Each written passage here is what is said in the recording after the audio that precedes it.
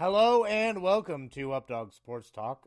Today we are actually doing a recording for NCAA March Madness. My name is Dilbert, and joining me today is Wingus the Dingus.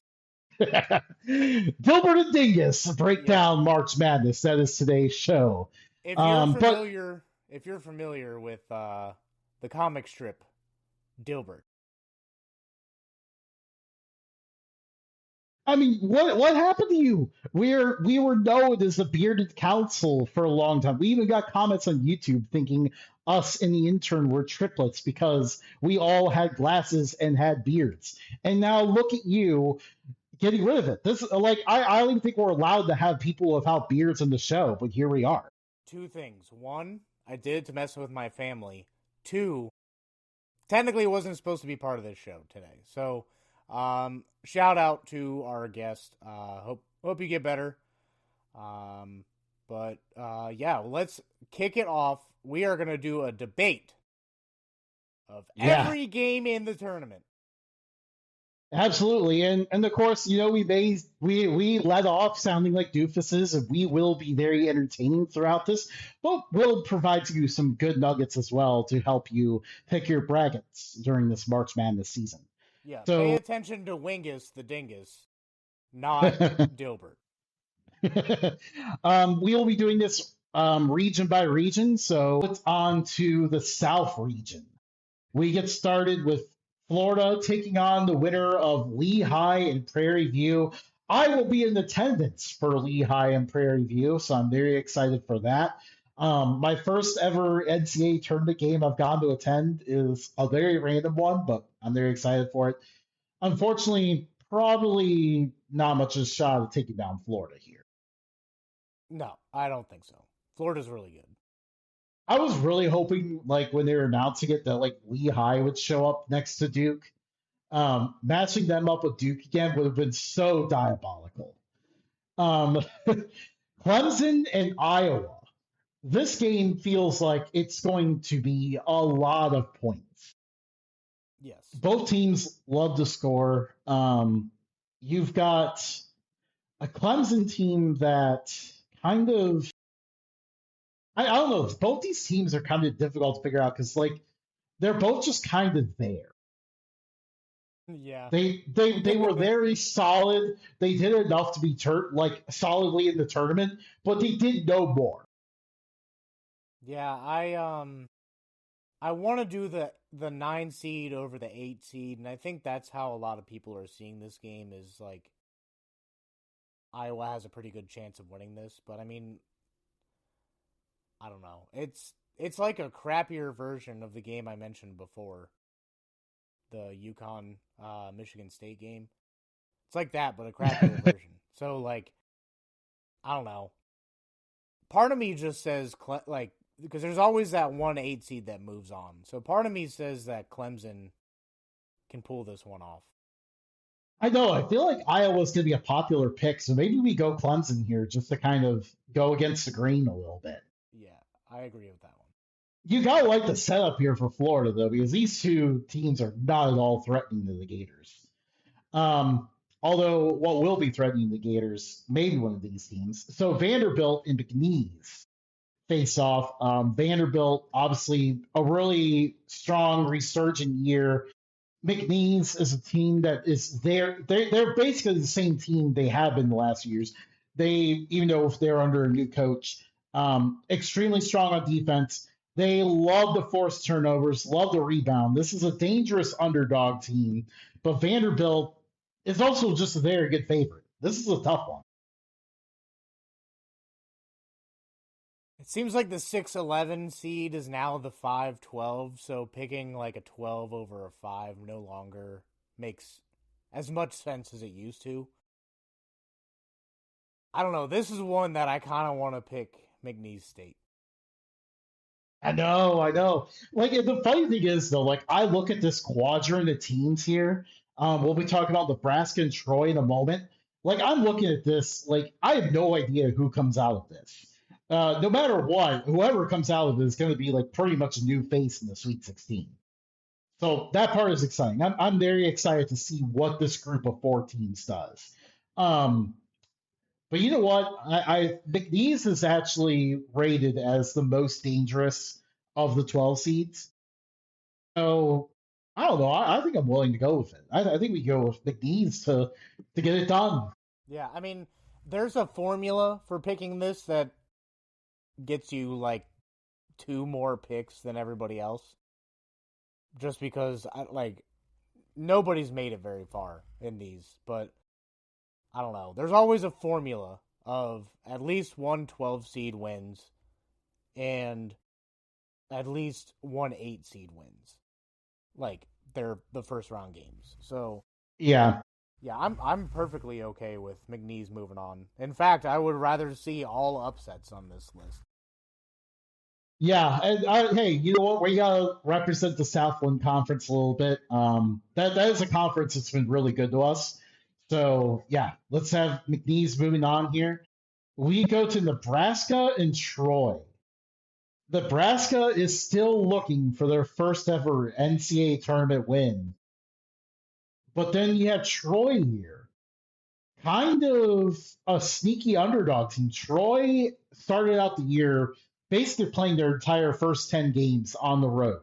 They were pretty impressive in that stretch. Like they won at Kent State, should have been USC. They were like triple overtime and completely blew like a big lead. And they beat San Diego State. Like this Troy team showed that they can hang with some really good teams, but they weren't consistent. I'm very curious to see how this one goes. What are your first thoughts on it?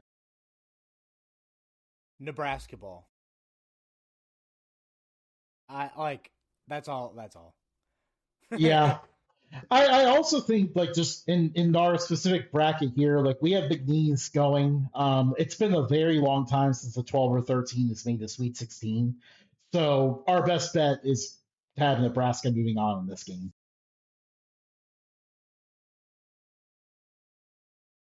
And then we have North Carolina and VCU. The Tar Heels kind of beat up a little bit. They're dealing with some injuries right now too. VCU ended the year hot. Their defense, they're playing good defense beyond just forcing turnovers now. Early in the year, they relied on forcing turnovers. They couldn't do that. They usually struggled on defense, but later in the year, they're doing a good job of that. Their offense is looking really good. Who do you think here? 6-11 upset, baby. UNC's best player is out until September. Here's the thing though, like I really want to pick VCU, but it feels like every year, like they're in a decent they end up with like a decent game that it feels like they could win, and lately they just have not won it. I don't know. That's why I think VCU. We watched them yesterday. So We did. recording is Monday. Posting probably a Yep. different day. We hung out on Sunday and we watched them break the hearts of every Duke or Dayton fan in attendance. And I don't know. I kind of liked what I saw from VCU. They kind of ended that game earlier than I thought they would. Yeah, absolutely. Yep. We can have VCU moving on there. I'm not going to complain about that.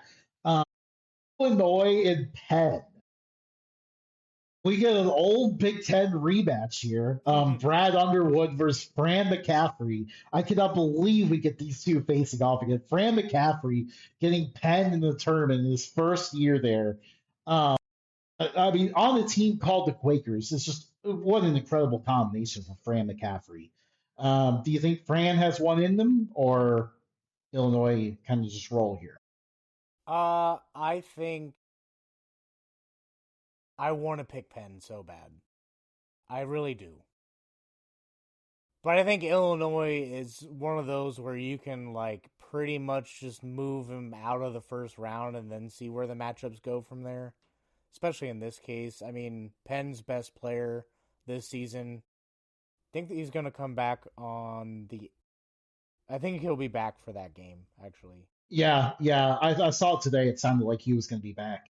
But still, coming off of an injury, Last game of the year, Brent can't hold anything back now. Um, I think Illinois gets it. Yeah, I think the one thing here is like both coaches know each other well. Now, obviously, Fran being down to Penn now, like he gets to be a little bit more weird with the schemes and everything. But ultimately, I think the two coaches know each other well, and in that case, talent probably wins out. So we go to St. Mary's and Texas A&M.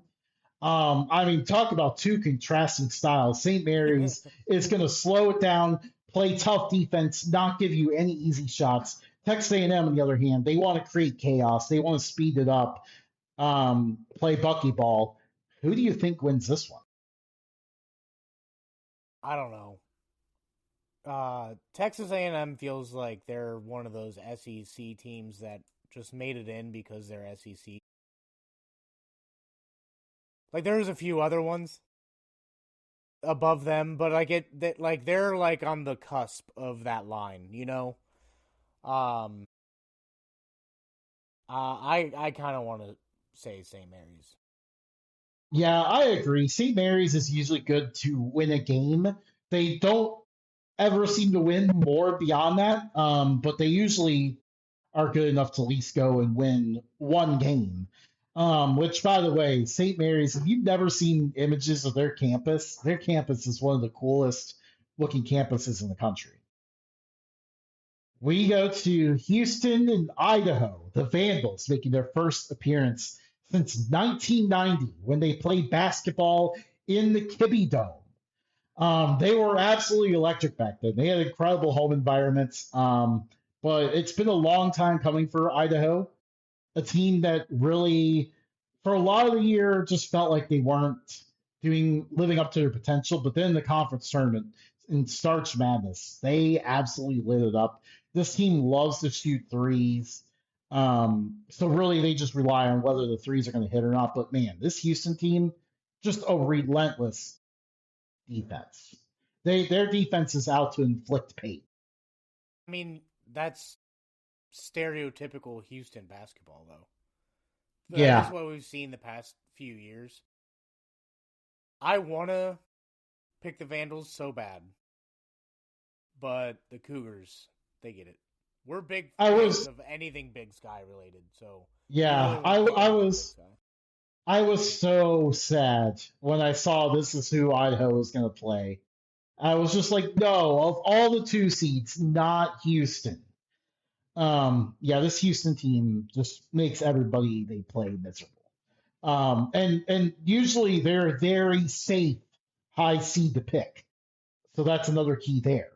We go to Florida and Clemson. I think we kind of hinted at this earlier, but I mean, I don't really think we see Clemson having much of a shot in this one against the Not Gators. really. I mean, I don't think either the 8 seed or 9 seed there gets a chance in that game. Yeah, So if we could just chalk Florida over one more. yep. And then Nebraska and McNeese. It would sure be cool to have McNeese moving on to the Sweet 16, going one further than they did last year. Obviously, they would really be the story of the tournament then. Last year, they were still the story of the tournament. But Nebraska ball, I think we're going to have them moving on just simply for bracket purposes. It's usually, again, it's been a long time since a 12 or 13 has gone to the Sweet 16. So it's good practice for us to have Nebraska moving on there. And then VCU and Illinois. Um, this is another second round matchup. I'm not sure if, as someone who wants to see chaos in the upset, I don't know if I like the second round matchup. No, I like how VCU is playing down the stretch. They're playing really good. Maybe they can give Illinois a run for their money, but this Illinois team, when they're hitting, like they have too much firepower. VCU has enough to beat down an already bleeding out UNC team. They don't really have it in the tank to take down a top program.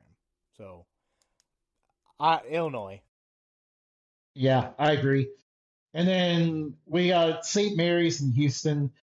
Yet another game that just feels kind of obvious. I mean, both teams are tough on defense, but St. Mary's, usually in the second round of the tournament. This is usually the point where their offense tends to hold them back. Now, their offense is actually pretty solid this year, but against Houston, I feel like that's kind of one of those games where St. Mary's just struggles to score, and Houston takes off. Yeah, I agree. All right, now things get interesting here with our Sweet 16 matchups. We kind of second round was pretty easy to pick there, but I think it gets a little bit harder to make our picks in Sweet 16. Florida and Nebraska. Can this magical run for Nebraska keep going? They've gone past the point where they had their first tournament win. They've gone to the Sweet 16. Now, can they take down the Florida Gators, or do the Gators move on? On one hand, you don't normally see many one seeds making it very far in the tournament. Usually around the Sweet 16, you're starting to see some upsets. On the other hand, basketball, they're hit or miss. And the one thing I'll mention here is that Nebraska doesn't rebound very well. If those shots are not falling, they're not going to get another opportunity. And I think this is a game where Florida can really dominate them on the board. Yeah. I would say that this is a very winnable game for Nebraska ball, but they got to be on. They can't be like, oh, we'll kind of make some shots here.